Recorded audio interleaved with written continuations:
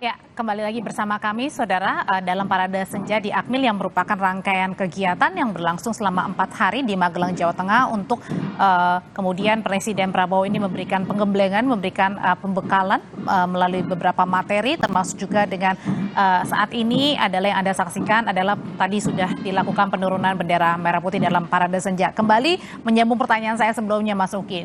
Pak Prabowo tadi kan bilang kan ini saya tidak bermaksud untuk kemudian membuat kabinet ala gaya militeristik begitu. Tetapi kalau kita lihat dari rangkaiannya, kemudian acara-acaranya seperti makan sebelum makan pagi, kemudian bangun pagi jam 5.30 ada gerak badan, ada latihan PBB, kemudian sampai dengan sekarang juga mengikuti parade. Ini seperti bisa dibilang ini gaya militer juga nih.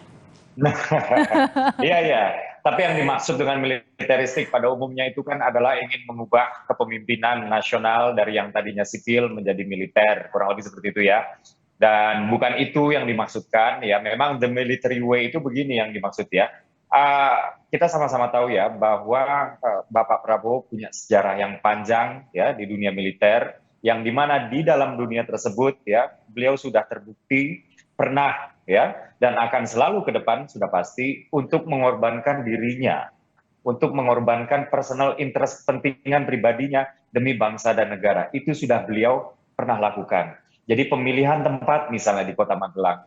Magelang ini adalah simbol perjuangan ya kalau misalnya kita runut kepada historis yang pertama. Lalu juga lokasinya di Akmil yang erat kaitannya dengan aspek historis seorang Presiden Prabowo Subianto, dan cara-cara yang menggunakan di military way tadi itu juga adalah bagian dari yang kita tidak bisa lepaskan dari aspek historis Prabowo Subianto sebagai seorang presiden. Nah, hal yang seperti inilah ya bahwa beliau pernah mengorbankan ya jiwa dan raganya untuk kepentingan bangsa, inilah yang ingin ditularkan kepada para anggota kabinet. Jadi aspek-aspek ya di dalam ya yang di dalam acara ini ingin ditularkan yaitu tadi ya kedisiplinan, kerjasama, kebersamaan, keteraturan ya, sifat-sifat patriotik ya.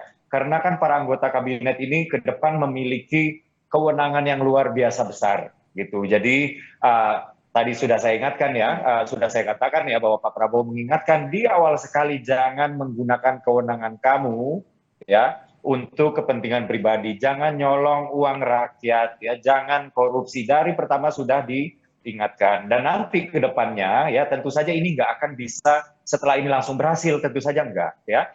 Tapi kedepannya ini akan terus dilakukan upaya yang namanya monitoring. Jadi pengawasan seorang Presiden Prabowo Subianto kepada menterinya ini dapat dikatakan hanya berjarak sekian mili dari kulit si menteri ya. Dan ini tentunya nggak akan lepas dari yang namanya proses evaluasi, jadi monitoring dan evaluasi. Jadi tapi ini adalah satu langkah awal begitu ya untuk pencegahan, bisa dibilang gitu ya. Oke. Betul.